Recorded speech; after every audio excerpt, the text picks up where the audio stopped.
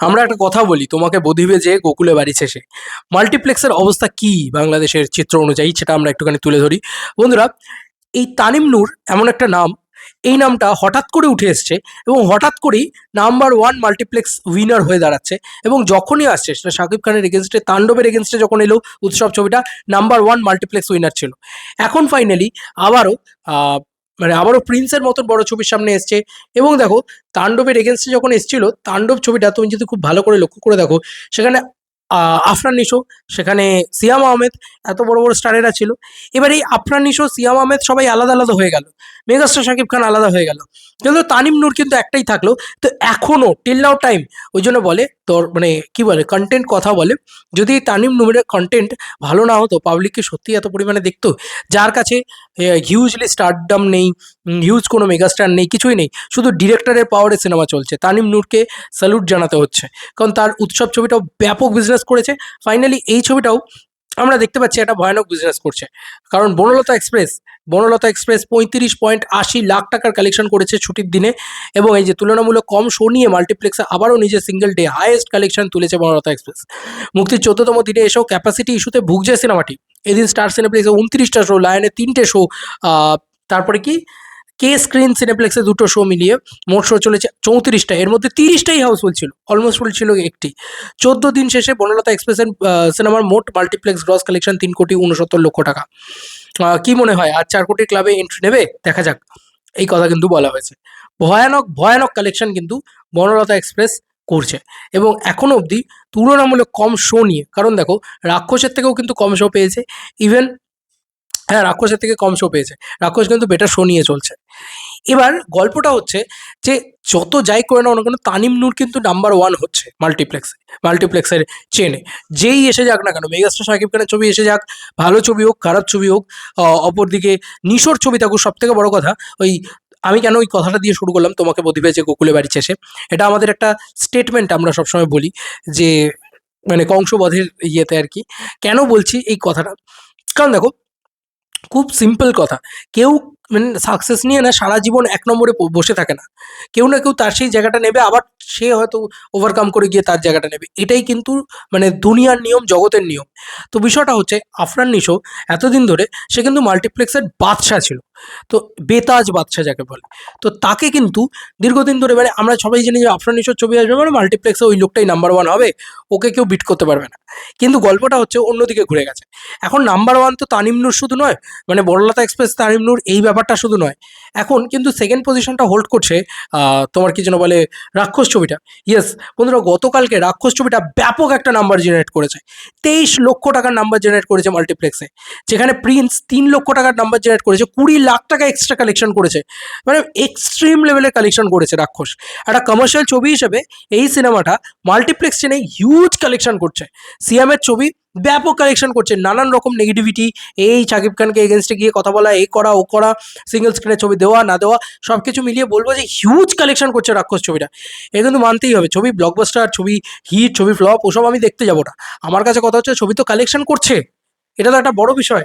তো বন্ধুরা, মুক্তির 14তম দিনে প্রায় 167% গ্রোথ এসেছে রাক্ষস সিনেমার কালেকশনে। 167% গ্রোথ এসছে বন্ধুরা। ই টিকিটিংয়ের অন্তর্ভুক্ত থিয়েটারগুলো রাক্ষসের দখলে আসায় শো বেড়েছে প্রায় 2.5 গুণ, 2.5 গুণ শো বেড়েছে। গতকাল স্টার সিনেপ্লেক্সে 11টা শো চলেছে, লায়ন সিনেমাসে 4টে, কে স্ক্রিন সিনেপ্লেক্সে 4টে, গ্র্যান্ড রিভারভিউ মুভি থিয়েটারে 3টে, মমিনে 3টে, মণিহারে 4টে, মধুবনে 4টে, মধুবনে 3টে, শ্যামলীতে 4টে, সিনেস্কোপে 4টে, গ্র্যান্ড রিভারভিউতে 2টো, মিলিয়ে সিনেমার মোট শো চলেছে 42টি। এর মধ্যে 21টি শো হাউসফুল ছিল এবং 3টি অলমোস্ট ফুল ছিল। ভাবা যায় এক্সট্রিম লেভেলের কালেকশন করেছে এই সিনেমাটা গতকালকে। এবং 14 দিন শেষে রাক্ষসের মোট মাল্টিপ্লেক্স গ্রস 2,70,07,00,000 টাকা, এবং এর মাধ্যমে বছরের তৃতীয় সিনেমা হিসাবে ই টিকিটে অন্তর্ভুক্ত মাল্টিপ্লেক্সগুলো থেকে 2 কোটির ক্লাবে 2 কোটির গ্রসের ক্লাবে এন্ট্রি নিল সিনেমাটি। এবার চলে আসি নিশোর কথায়। বন্ধুরা, নিশোর কি অবস্থা? এবার দেখো, নিশোর একটা হিউজ ফ্যান ফেস আছে। আমি নিজে নিশোর খুব ফ্যান, কারণ আমি নিশোর অভিনয়ের ফ্যান, আমার হেভি লাগে। নিশো কিন্তু 16 লাখ টাকার মতন কালেকশন করেছে দম ছবিটা। কিন্তু তাও আমি বলবো যে নিশো কিন্তু 3.27 CR কাছাকাছি রয়েছে, 3,27,00,000 টাকার কালেকশন করেছে নিশোর ছবিটা। এবং নেক টু নেক ফাইট দিচ্ছে কিন্তু তোমার মানে কালেকশনে বনলতা এক্সপ্রেসকে। হয়তো বনলতা এক্সপ্রেস এখন অনেকটা গ্রো করে অনেক দূর এগিয়ে চলে যাবে, কিন্তু নিশো কিন্তু নেক টু নেক ফাইট দিয়েছে বললে হবে না। কারণ মুক্তির 14তম দিনে এসে শো কমেছে, তবে বেড়েছে দম সিনেমার কালেকশন। গতকাল স্টার সিনেপ্লেক্সের 15টা শো চলেছে, লায়ন সিনেমাসে 3টে শো চলেছে, মিলিয়ে সিনেমাটির মোট শো চলেছে 18টি। এর মধ্যে 11টি শোই হাউসফুল ছিল, এছাড়াও অলমোস্ট ফুল ছিল আরও 2টি শো। 14 দিন শেষে দম সিনেমার মোট মাল্টিপ্লেক্স গ্রস 3,27,00,000 টাকা। আচ্ছা, এরপরে চলে আসি প্রেসার কুকারের কথায়, যেটা আমার মনে হয় যে এই সিনেমাটাকে বলা উচিত গেম চেঞ্জার ছবি। কারণ 6 লাখ টাকার কালেকশন এই ছবিটা আবারও করেছে, শো কমলেও মুক্তির 14তম দিনে এসে প্রেসার কুকার সিনেমার কালেকশন গতকাল স্টার সিনেপ্লেক্সের 7টা শো চলেছে, লায়ন সিনেমাসে একটা, কে স্ক্রিনে চলেছে একটা, মিলিয়ে মোট শো চলেছে 9টা। এর মধ্যে 9টা শোয়ের ভিতরে 6টাই হাউসফুল ছিল ভাই। 14 দিন শেষে এই সিনেমার 1,12,00,000 টাকার একটা গ্রস কালেকশন এসছে। এটা কিন্তু খুব খুব ভালো সাইড, খুবই ভালো নাম্বার অ্যাকচুয়ালিতে। এবং সর্বশেষ আহ, আমার বলা চলে যে খুবই খারাপ একটা বিষয়, কারণ মাল্টিপ্লেক্সের শোই চলছে না তো। 7টা শো চলছে, ঠিক আছে, মেগাস্টারে।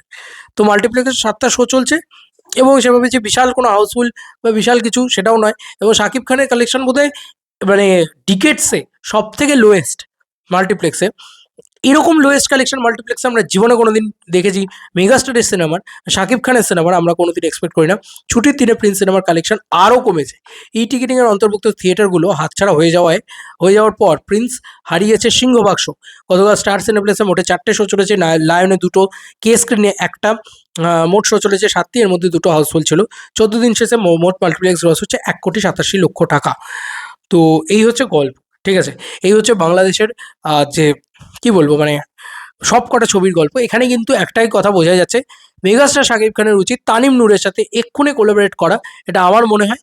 এবং আফরান নিশোর কিন্তু উচিত তানিম নূরের মতো ডিরেক্টরের সাথে কোলাবরেট করা। তোমরা জাস্ট ভাবো কালেকশন কোথায় গিয়ে ঠেকবে যদি আফরান নিশো এরকম তানিম নূরের সাথে কোলাবরেট করে। কারণ এই লোকটা ভাই পাবলিকের পালস বুঝে সিনেমা বানাচ্ছে, বিশেষ করে মাল্টিপ্লেক্সে। আর একটা জিনিস আমি বলবো, সেটা হচ্ছে যে সিঙ্গেল স্ক্রিনে শাকিব খানের হিউজ দাবদাবা চলে, হিউজ একটা দাপট চলে, সেটার তো এটার ভিতরে ইনক্লুডেড নেই, এটা শুধু মাল্টিপ্লেক্স কালেকশন। এবং আর একটা খুব ভালো লাগছে, যেটা দেখেও অবাক হয়ে যাচ্ছি, যে রাক্ষস নাকি 23 লক্ষ টাকার কালেকশন করেছে মাল্টিপ্লেক্স থেকে গতকালকে, এবং সেখানে প্রিন্স মোটে 3 লাখ টাকা। ভাবনা চিন্তার বাইরে, মানে শাকিব খানকে বিট করে এত বড় জায়গায় চলে গেছে সিয়াম। আর ভয়ানক কালেকশন করেছে সিয়াম আহমেদের ছবিটা। তো যে যাই বলুক না কেন, রাক্ষস ছবিটা কিন্তু ভালো কালেকশন করছে। এবার ভাবো যে রাক্ষস ছবিটা যদি শাকিব খান করতেন, আজকে আমি এইটুকু তোমাদেরকে বলে দিলাম, এই যে নাম্বারটা দেখছো না ওভারঅল 2,33,00,000 টাকা বা 2 কোটি এরকম সামথিং কিছু একটা, 2 কোটির ক্লাবে এন্ট্রি নিয়েছে। আমি বলে দিলাম এটা 12 থেকে 15 কোটির ক্লাবে এন্ট্রি নিয়ে নিত এখনই শাকিব খান যদি এই ছবিটা করতো। বুঝতেই পারছো যে মেহেদী হাসান হৃদয় কিন্তু কমার্শিয়ালি একটা সলিড ডিরেক্টর, এবং ওর ওর কিন্তু সিঙ্গল স্ক্রিনেরও হোল্ড আছে। কারণ আমরা দেখতে পাচ্ছি মেহেদী হাসান হৃদয় হোক বা রিয়েল নেজি প্রোডাকশন হাউস, তারা কিন্তু প্রতিনিয়ত এটা পোস্ট করে যাচ্ছে যে সিঙ্গল স্ক্রিনে কিন্তু একটা চিৎকার শোনা যাচ্ছে, একটা ক্রেজ শোনা যাচ্ছে, একটা উৎসব শোনা যাচ্ছে রাক্ষসকে কেন্দ্র করে। ওরা যেটা বলেছিল যে সিঙ্গল স্ক্রিনে যখনই রিলিজ করবে তখনই নাকি ঈদ তৈরি হয়ে যাবে, সে কিন্তু কাইন্ড অফ সত্যি করতে পেরেছে ওরা। তো এটা একটা দারুণ বিষয়। তোমাদের আর কি মতামত এটা ভিডিওটাকে নিয়ে জানিও কমেন্ট সেকশনে। চলো বন্ধুরা, নতুন কোনো ভিডিওতে দেখা হবে, বাই।